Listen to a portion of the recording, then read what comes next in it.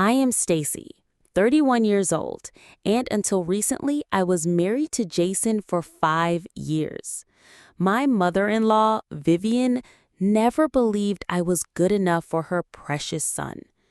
Tonight at Luciel, an upscale restaurant, Vivian presented me with divorce papers as my birthday gift. Everyone watched as Jason recorded my reaction, their smiles anticipating my breakdown. Instead, I signed immediately, thanked her, and walked out with my head held high. They had no idea what I had already set in motion. If you are watching this and have ever dealt with toxic in-laws, drop a comment below, like and subscribe to hear how I turned the tables in ways they never saw coming. I grew up in a loving middle-class home in suburban Minnesota. My parents worked hard to provide for me and my younger sister. Dad was a high school math teacher, and Mom managed a small local bookstore. They taught us the value of education, hard work, and integrity. Unlike some of my friends whose college expenses were fully covered by their parents, I worked part-time jobs throughout my undergraduate years while maintaining a scholarship. After graduating with a marketing degree, I landed an entry-level position at a respected firm in Chicago. That was where my career took off. Within 3 years, I had earned 2 promotions through dedication and innovative campaign ideas. My life felt on track professionally, but my personal life consisted mainly of brief relationships that fizzled out because of my work schedule, until Jason. We met at my college roommate Olivia's wedding. Jason was the best man and cousin to the groom. He caught my eye immediately with his confident smile and warm brown eyes. During the reception, he approached me at the bar and struck up a conversation. The chemistry was instant and intense. He was charming, attentive, and seemed genuinely interested in my work and ambitions. "A beautiful woman with brains and drive," he said, raising his glass to toast me. "That is a rare combination." Jason came from old money. His family owned Lambert Industries, a manufacturing company started by his grandfather that had expanded significantly under his father Thomas's leadership. Jason worked as the vice president of business development, a position that afforded him a luxurious lifestyle. He had an MBA from Wharton and the polish of someone who grew up with privilege, but without the arrogance I often associated with wealth.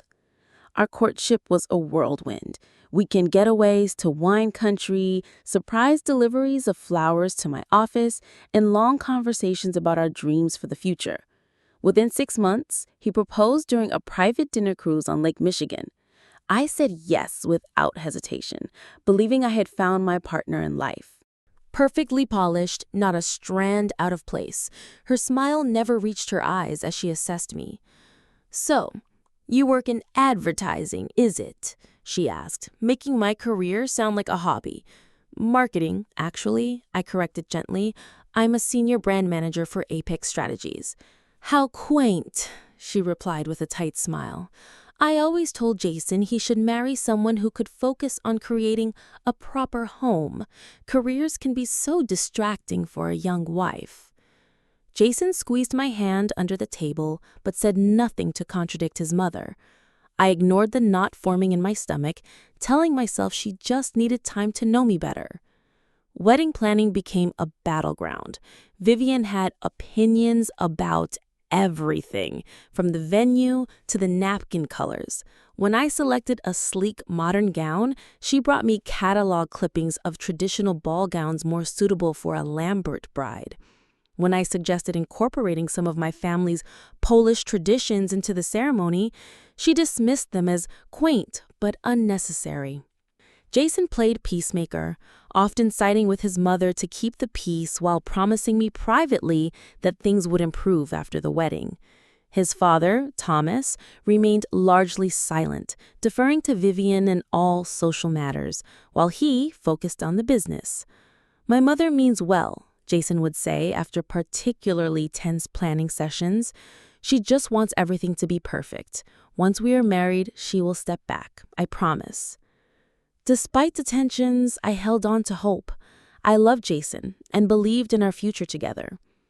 The wedding was beautiful, if overly extravagant for my taste. Vivian got her way on most details, but I focused on what mattered. Jason and I were starting our life together. The first 2 years of marriage had their ups and downs.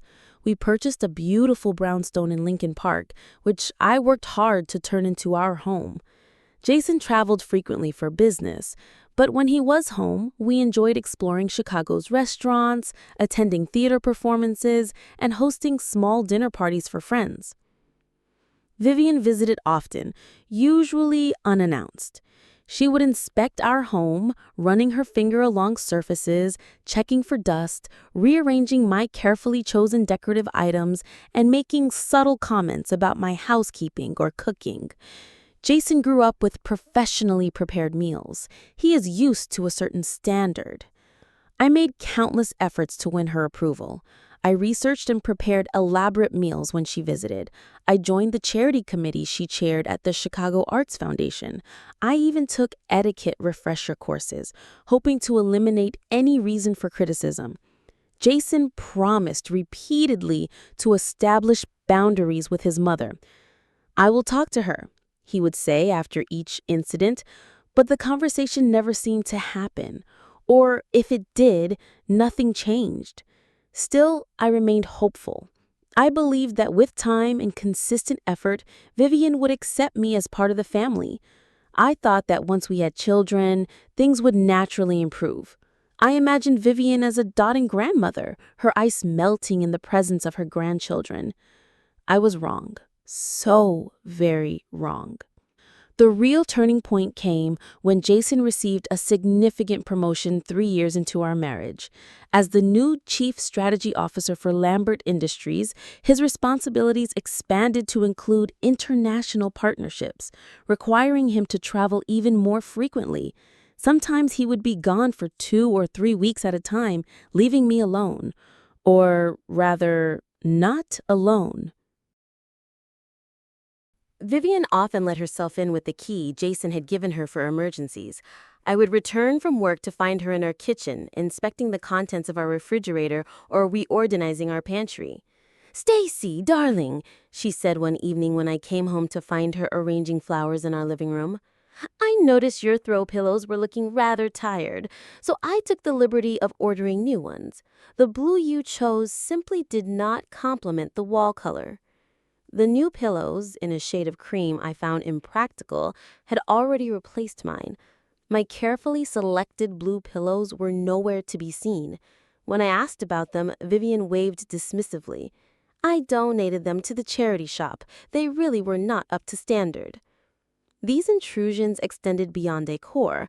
Vivian began commenting on my appearance, suggesting my wardrobe was too career-focused and not feminine enough. She questioned why I continued working such long hours when Jason can more than provide for both of you, the implication being that my career was unnecessary and perhaps even selfish. The worst incidents involved food. Vivian had opinions about everything I cooked, finding fault with even my most successful dishes. When I prepared beef Wellington for a dinner with Jason's colleagues, spending hours to get it perfect, Vivian took one bite and said, "It is a bit overdone, dear, and the pastry is soggy. Perhaps you should have practiced first." As the evening progressed, Vivian regaled the table with stories of Jason's childhood, pointedly mentioning how his previous girlfriend, Nicole, had been such an accomplished cook.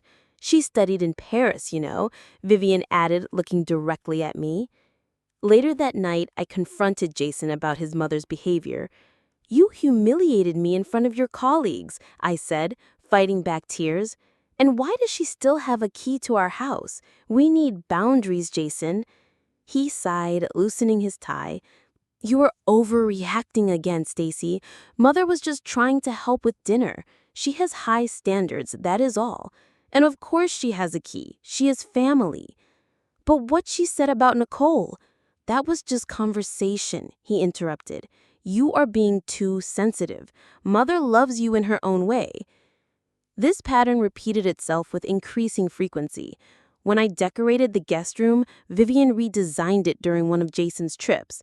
When I mentioned we were considering starting a family, Vivian questioned whether I was mature enough for motherhood and suggested we wait until Jason's career stabilized, which made no sense given his success. The isolation grew when Vivian began hosting family dinners, to which Jason was always invited, but the invitation to me would come as an afterthought, or not at all. At one holiday gathering, I overheard Vivian talking to her sister. Of course, she is not what we had hoped for, Jason, but he seems attached for now. I am sure he will come to his senses eventually. The prenuptial agreement will protect the family assets. Thank goodness. I had known about the prenuptial agreement, of course. I had signed it willingly, not wanting Jason's money. But hearing Vivian discuss it so coldly made me realize she had never seen our marriage as permanent. Things worsened when I discovered Vivian had been reviewing our financial records. Jason and I maintained joint accounts, and one day, while using his laptop, I found spreadsheets detailing our spending with certain items highlighted, primarily purchases I had made, even reasonable ones like a new winter coat or business attire for work. When I confronted Jason, his response chilled me. Mother is just helping me keep track of our finances. She has always been good with money management. But these are our private finances, Jason. Our marriage. She has no right. Don't be dramatic, Stacy. She is looking out for our best interests.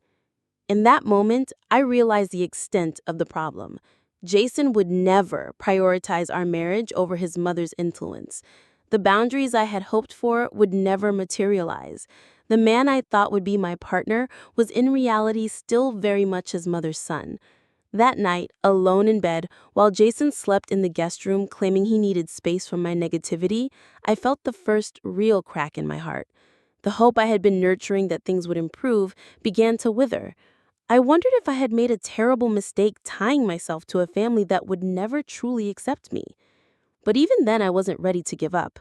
I still loved Jason. I still believed we could work through our problems if only he would see how his mother's behavior was affecting our marriage. I did not yet understand that the problem went deeper than Vivian's interference. I did not yet see that Jason himself was the true disappointment. The situation deteriorated further when I discovered Vivian had been systematically poisoning my reputation among our social circle. At a charity gala, I overheard Diane, who I had considered a friend, telling another woman that she had heard I was emotionally unstable and struggling with the demands of being a Lambert. The source of this information was unmistakably Vivian. Confronting Diane directly led to an uncomfortable confession. Vivian had been hosting ladies' lunches where she would express concerns about my mental health and suggest that friends keep an watchful eye on me. She had effectively isolated me from the social connections I had been building since moving to Chicago. Meanwhile, Jason began spending more time with his family without me. Sunday brunches, golf outings, and even weekend trips to their lake house in Michigan became regular occurrences. When I asked to join, there was always a reason why it would be better if I stayed home. It's just business talk, Stacy. You would be bored. Or, Mother is in one of her moods. Let me handle her alone this time. Our 5th wedding anniversary should have been a celebration. I had planned a surprise weekend in New York with tickets to a Broadway show Jason had mentioned wanting to see. 2 days before we were set to leave, Jason canceled. Mother is having some sort of crisis with the foundation gala, he explained, not meeting my eyes. She needs my help with the donors. We will celebrate when I get back, I promise. I spent our anniversary alone, watching the Broadway show by myself, an empty seat beside me that I had paid hundreds of dollars for. Jason sent flowers to our hotel room with a card that read, "Sorry, we'll make it up to you." The card was signed in Vivian's handwriting. He had not even bothered to arrange the gesture himself. When he returned, there was no mention of making up for the missed anniversary. Instead, he brought up a new concern. "Mother thinks you might benefit from speaking with someone," he said carefully over dinner. "A therapist?" "She knows someone very discreet who specializes in adjustment issues." "Adjustment issues," I repeated, putting down my fork. "You know, adapting to the Lambert lifestyle. Mother thinks you seem unhappy." The suggestion that I needed therapy because I was not adapting properly to Vivian's constant interference was the final insult. The only thing making me unhappy is your mother's constant meddling and your refusal to stand up to her, I said quietly. Jason's face hardened. This is exactly what mother means. You always blame her for everything. Maybe if you tried harder to fit in instead of fighting her at every turn. Later that week, I came home early from work with a migraine to find Jason and Vivian in our living room speaking in hushed tones. I paused in the hallway, out of sight. She is becoming more difficult, Vivian was saying. I worry about her stability. Jason, remember how she yelled at the housekeeper last month? I had never yelled at our housekeeper. In fact, I had given her a bonus after she worked late to help prepare for a dinner party. I know, Mother, Jason replied. I'm keeping an eye on the situation. The prenup is solid if it comes to that. It might have to, Jason. I never wanted to say this, but I have always felt she married you for the Lambert name and fortune. Her background is just so common. That night, I went through our financial documents and discovered something disturbing. Jason had been gradually restricting my access to our joint funds. Large transfers had been made to accounts in his name only. When I checked our investment portfolio, I found that my name had been removed as a beneficiary on several accounts. My career had been thriving despite the personal turmoil. I had been promoted to marketing director, overseeing campaigns for major national brands. My salary had increased significantly, something that seemed to make both Jason and Vivian uncomfortable. Do you really need to work such long hours now? Jason asked after my promotion. We have more than enough money. I work because I love my job, I replied. My career is important to me. Vivian was more direct during one of her uninvited visits. A wife's ambition can be so unattractive to a husband, she remarked. Men need to feel like providers. Your success might be emasculating. Poor Jason. I later discovered that Vivian had been planting seeds of doubt about my intentions. She is advancing so quickly, she told Jason. Perhaps she is using the Lambert name to climb the corporate ladder. Or worse, perhaps she is preparing for independence, building her own wealth in case of divorce. The irony was that I had never once considered divorce until I found the text messages. Jason had left his phone on the counter while showering, and a notification popped up from someone named Nicole B., the same Nicole who had studied cooking in Paris. Against my better judgment, I looked. The messages were intimate and ongoing, referring to their special weekends and how Nicole could not wait to see him again. There were mentions of a future together once Jason handled his situation at home. When confronted, Jason denied everything at first, then shifted to anger. "You invaded my privacy," he shouted. "This is exactly the kind of unstable behavior Mother has been concerned about." By morning, he had packed a bag and moved to his parents' house, claiming he needed space to think about our future. He left me alone in our home, surrounded by the life we had built that now felt like an elaborate facade. Depression settled over me like a heavy blanket. I struggled to concentrate at work. I lost weight as my appetite disappeared. Friends tried to reach out, but I had withdrawn, ashamed and confused about how my life had unraveled so completely. In my darkest moments, I wondered if Vivian had been right all along. Perhaps I was not good enough for the Lambert family. Perhaps I was the problem. It would take a devastating public humiliation for me to finally see the truth. After 3 weeks of separation, Jason returned home with roses and apologies. He claimed the messages with Nicole were nothing serious and that he had ended whatever was happening between them. He promised to work on our marriage and suggested couples counseling with a therapist of his choosing. "I miss you," he said, his eyes conveying what seemed like genuine remorse. "We can fix this, Stacy. I know we can." I wanted to believe him. Despite everything, I still loved the man I thought he was, or could be. I agreed to try again, setting clear expectations about boundaries with his mother and transparency moving forward. For a few weeks, things seemed better. Jason was attentive and present. Vivian's visits decreased. We attended 2 counseling sessions, though the therapist seemed strangely focused on my acceptance of family dynamics rather than addressing the actual issues in our marriage. Then came the devastating discovery that shattered any remaining illusion. I went to withdraw money for a gift for my sister's new baby and found our joint checking account empty. When I checked our savings account, it too had been drained, with only $100 remaining. Our investment accounts showed massive withdrawals. Panicked, I called Jason, who was traveling for business. His response was cold and prepared, as if he had been expecting my call. "I have moved our assets temporarily," he said without emotion. "Mother suggested it would be prudent given your emotional state. We will discuss restructuring our finances when I return."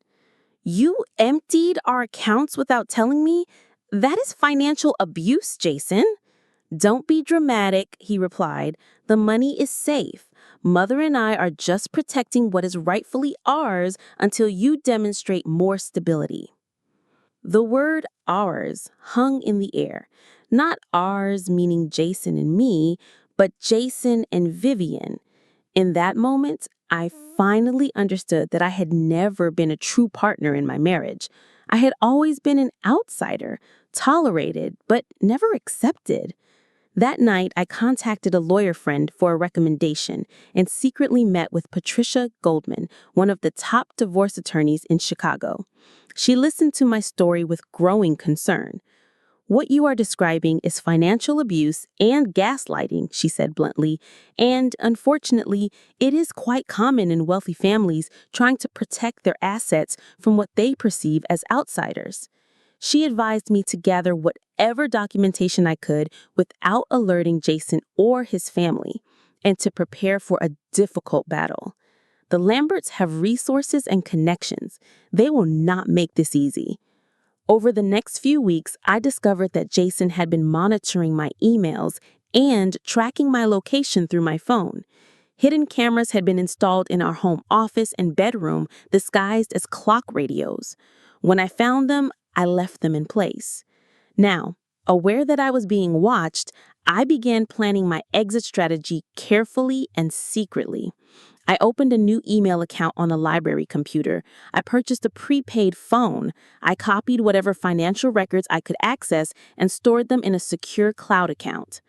Then came my 31st birthday. Jason suggested we celebrate with dinner at Lucille, the most exclusive restaurant in Chicago. Oddly, he insisted that his parents join us along with his brother Ryan and sister-in-law Catherine. I was suspicious, but agreed, not wanting to show my hand. The restaurant was everything its reputation promised: crystal chandeliers, white linen tablecloths, waitstaff moving silently between tables. We were seated at a prominent table in the center of the main dining room. Vivian arrived wearing diamonds that could have paid off a mortgage, while Thomas looked uncomfortable in his tailored suit. The first part of the evening progressed with superficial pleasantries. Expensive wine flowed freely. Jason seemed nervous, checking his phone frequently and exchanging glances with his mother. When the dessert course arrived, a waiter brought out a small cake with a single candle, singing an uncomfortable rendition of Happy Birthday. As I prepared to blow out the candle, Vivian cleared her throat. "Before we continue the celebration, we have a special gift for Stacy," she announced, her voice carrying across the restaurant. Heads turned at nearby tables. From her designer handbag, she withdrew a thick envelope and slid it across the table to me. "From all of us," she said with a smile that did not reach her eyes. "We thought it was time." I opened the envelope slowly, already suspecting what I might find. Inside was a set of divorce papers already signed by Jason. The terms were brutal: no alimony, no claim to any Lambert assets, and a gag order preventing me from discussing the family publicly. I looked up to see Jason holding his phone, recording my reaction. Ryan and Catherine were watching with barely concealed smirks. Thomas looked at his plate, unwilling to meet my eyes. Several patrons at nearby tables were openly staring, now witnessing my humiliation. We felt a public setting would encourage civility, Vivian explained smoothly. The Lamberts have a reputation to maintain, after all. The restaurant seemed to go silent as everyone waited for my response. I could feel the weight of dozens of eyes on me, anticipating tears, a scene, something to gossip about later. Instead, I took a pen from my purse, signed the papers with a steady hand, and slid them back to Vivian. "Thank you for making this easy," I said calmly.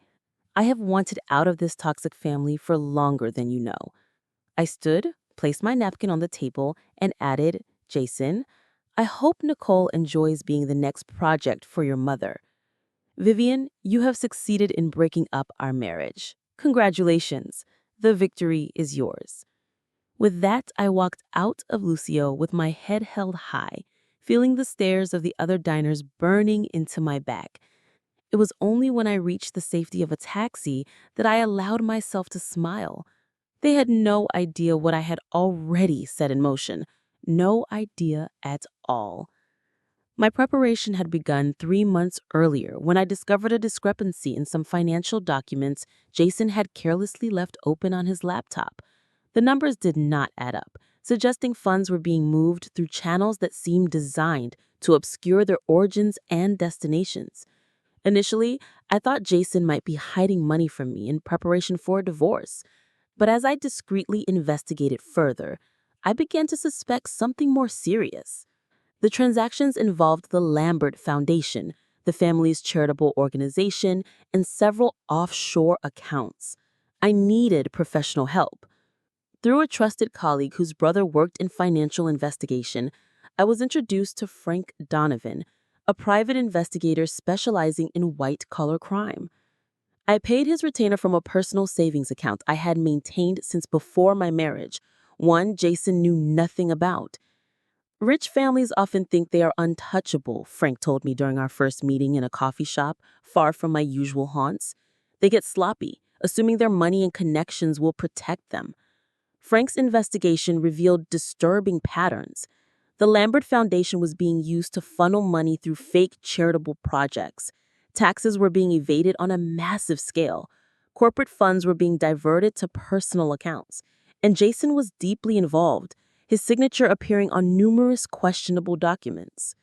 But the investigation uncovered something else: unexpected evidence of Jason's infidelities, not just with Nicole, but with 3 other women over the past 2 years.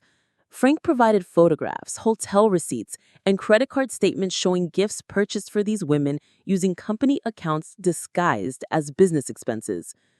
"Your husband has been quite busy," Frank observed dryly as he showed me the evidence, "and quite careless." I felt oddly calm reviewing the proof of Jason's betrayal. Perhaps I had already emotionally detached from the marriage more than I realized. Or perhaps the financial crimes seemed so much more serious that the affairs paled in comparison. With Frank's evidence in hand, I sought out Patricia Goldman again. She reviewed the documents with growing interest. "This changes everything," she said, tapping the folder containing evidence of tax fraud. "Leverage, exactly what we need." Patricia explained that while the prenuptial agreement was indeed solid, evidence of criminal activity created new possibilities. The courts take a dim view of assets acquired through illegal means, and the IRS is always interested in tax evasion, especially on this scale. Under Patricia's guidance, I began meticulously documenting everything. I created secure digital backups of all evidence. I recorded conversations when legal to do so. I kept a detailed journal of incidents of emotional abuse and financial control. I also began securing my financial independence. My boss, Linda, had been concerned about my declining performance at work and the visible stress I was under. When I finally confided in her about my situation, she became an unexpected ally. "My first husband pulled similar stunts," she revealed. "I will not let another woman go through what I did without support." Linda arranged for my year-end bonus to be deferred and paid into a new account at a different bank. She connected me with her personal financial advisor who helped me establish credit in my name alone. She even offered me a temporary place to stay when the time came. I built a support network outside of the social circle the Lamberts controlled. I reconnected with old college friends. I joined a support group for women in difficult marriages using only my first name. I started therapy with a counselor of my own choosing, one not connected to the Lamberts in any way. Each step was taken with extreme caution. I maintained the appearance of trying to save my marriage. I continued to attend Lambert family functions, smiling through Vivian's barbed comments. I performed the role of beautiful wife while secretly preparing for my exit. By the time Jason and Vivian orchestrated their public divorce paper delivery, I had already filed confidential reports with the IRS whistleblower office regarding the tax fraud, secured copies of all relevant financial documents showing Jason's involvement, established financial independence with new accounts, credit cards, and a small apartment rented under a friend's name, built a case for a more equitable divorce settlement despite the prenuptial agreement, and documented the pattern of emotional abuse and financial control. What the Lamberts failed to understand was that I had never wanted their money. I had wanted a genuine partnership with Jason, a relationship based on love and respect. When that proved impossible, I sought only what was fair and the accountability they had evaded for so long. As I left Lucio that night, walking away from the public humiliation they had orchestrated, I was not retreating in defeat. I was advancing to the next phase of my carefully constructed plan. The real surprise was yet to come. The morning after the restaurant incident, I moved into the apartment I had secretly rented. I changed my phone number, keeping the old one active only to monitor the increasingly frantic messages from Jason. They evolved from anger, "How dare you embarrass us publicly?" to threats, "You will get nothing," to false concern, "We are worried about your mental state," to eventual pleading, "Please call me, we need to talk." I instructed Patricia to handle all communication with Jason's lawyers. Meanwhile, the mechanisms I had set in motion began to work. 3 days after I signed the divorce papers, the IRS launched an official investigation into Lambert Industries and the Lambert Foundation based on the evidence I had provided. Jason's first inkling that something was seriously wrong came when federal agents arrived at Lambert Industries headquarters with subpoenas for financial records. Company executives were questioned. Accounts were frozen pending investigation. The family's banking activities came under scrutiny. 7 days after the restaurant, Vivian called my old number, leaving a voicemail that veered between fury and panic. "Whatever you think you are doing needs to stop immediately. You signed the divorce agreement. You have no right to cause trouble for this family. If you continue, we will destroy you." I saved the voicemail as further evidence of intimidation. Through Patricia, I arranged a meeting with the entire Lambert family and their legal team at their attorney's office. I arrived with Patricia and Frank, plus a forensic accountant who had reviewed all the evidence. The Lamberts expected to intimidate me into dropping whatever claims I might make. Instead, they walked into a carefully laid trap. Before we begin discussing divorce terms, my client would like to address some concerns about potentially criminal financial activities she has discovered. The color drained from Thomas Lambert's face as our forensic accountant methodically presented evidence of tax fraud, money laundering, and embezzlement spanning 8 years. Jason repeatedly tried to interrupt, but his own lawyer silenced him with a hand on his arm. "The IRS investigation is already underway," Patricia continued calmly. "The SEC has also been notified about certain securities violations. However, my client is primarily concerned with achieving a fair divorce settlement, not criminal prosecution." "This is blackmail," Vivian spat, her carefully maintained composure cracking. "This is negotiation," Patricia corrected. "Mrs. Lambert wishes to modify the terms of the prenuptial agreement in light of these extraordinary circumstances." What followed was 6 hours of tense negotiation. The Lamberts' lawyers conferred privately with the family multiple times. Voices were raised, threats were made, but ultimately, faced with the mountain of evidence and the reality of the ongoing federal investigation, They conceded to our terms. 1. A fair division of marital assets acquired during our 5-year marriage, regardless of whose name they were in. 2. Ownership of the intellectual property I helped develop for Lambert Industries' marketing campaigns. 3. A non-disclosure agreement that worked both ways, preventing the Lamberts from disparaging me, just as I would not speak publicly about their legal troubles. 4. A substantial settlement reflecting my contributions to Jason's career and the growth of Lambert Industries. By evening, new papers were drawn up and signed. The Lamberts left ashen-faced and silent. Only Jason lingered, asking to speak with me alone. Against Patricia's advice, I agreed to 5 minutes. "Why are you doing this?" he asked, his voice hollow. "Is it revenge? Money?" "It is accountability, Jason," I replied, "something your family has avoided for too long. I never wanted your money. I wanted a husband who respected me, who chose me over his mother's manipulation. You could not be that man." "I loved you," he insisted weakly. "No, you loved the idea of me. The attractive, accomplished wife who looked good at corporate events but would ultimately bow to the Lambert way of doing things. When I failed to become that person, you chose your family's toxic dynamic over our marriage." He had no response to that.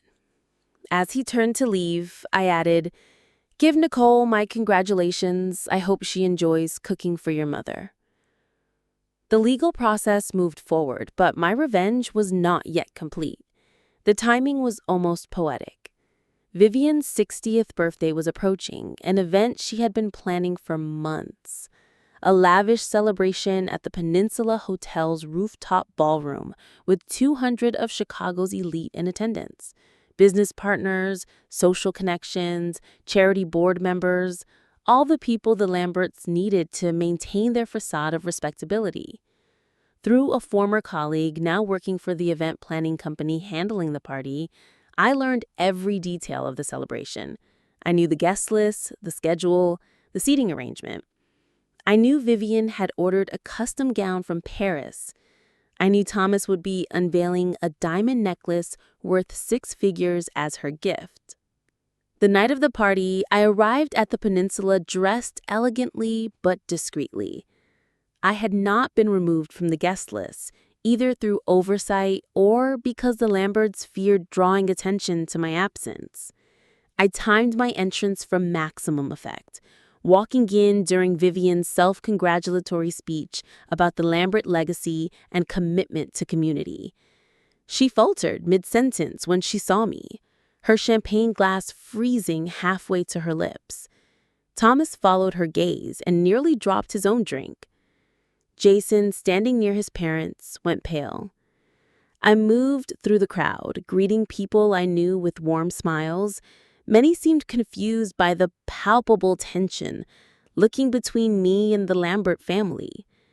With curiosity, I approached Harold Bennett, the chairman of Chicago First Bank and a key Lambert Industries investor, who had always been kind to me. "Harold, how lovely to see you," I said, embracing him warmly. "I have been meaning to call you.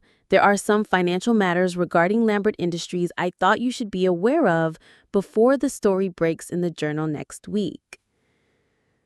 Similar conversations with 5 other key business associates followed.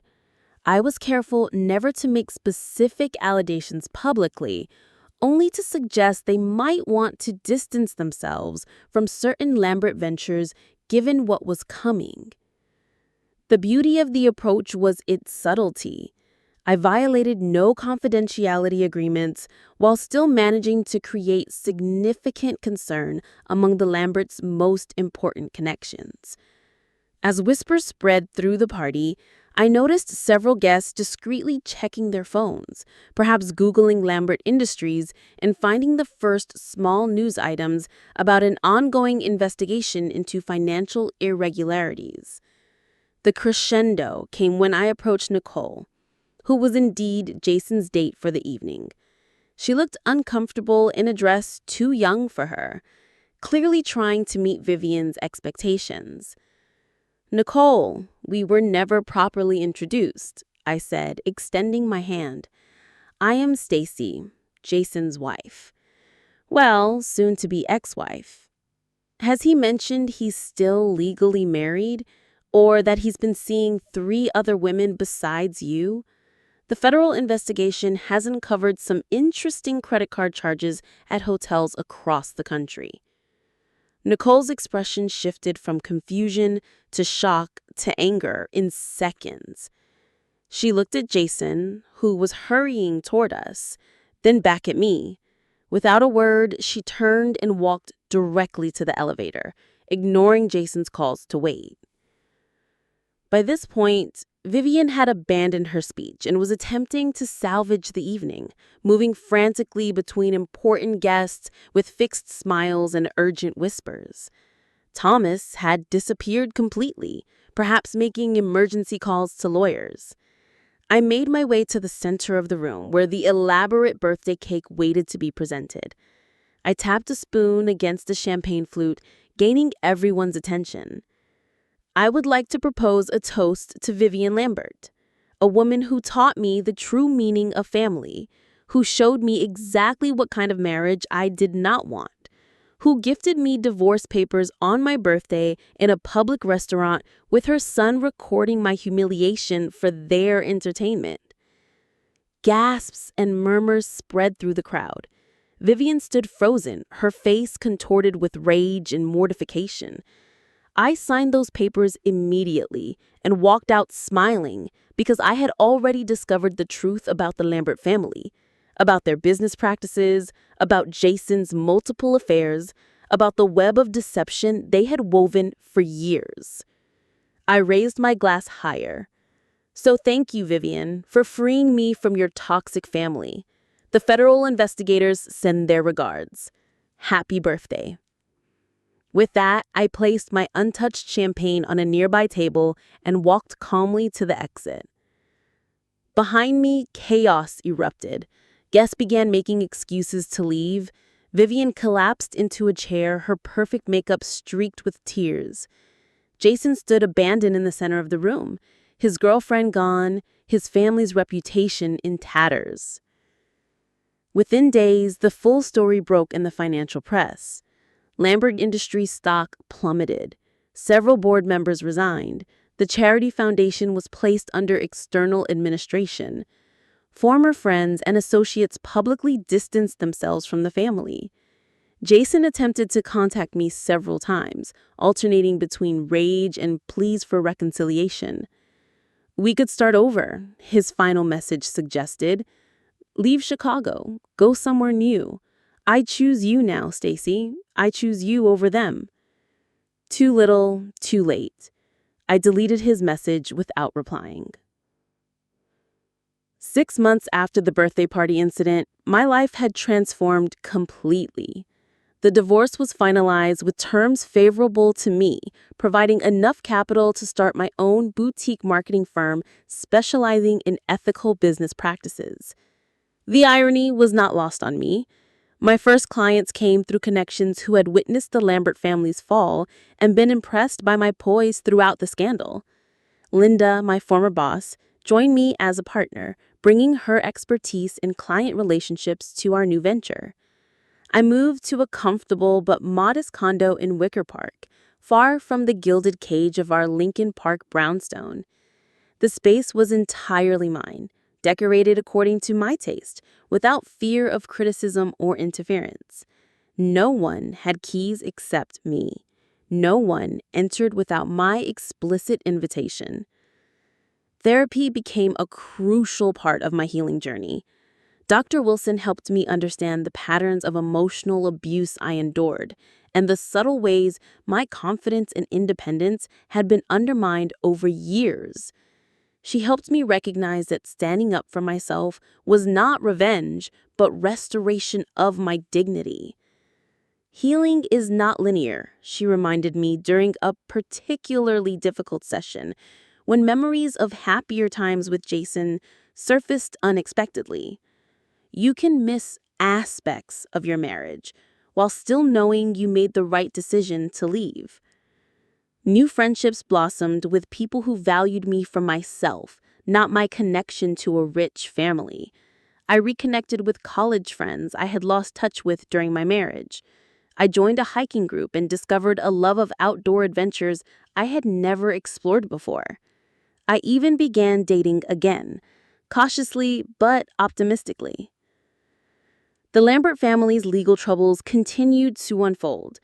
Thomas faced criminal charges for tax evasion and securities fraud. Jason avoided prosecution by cooperating with authorities, but was removed from his position at the company.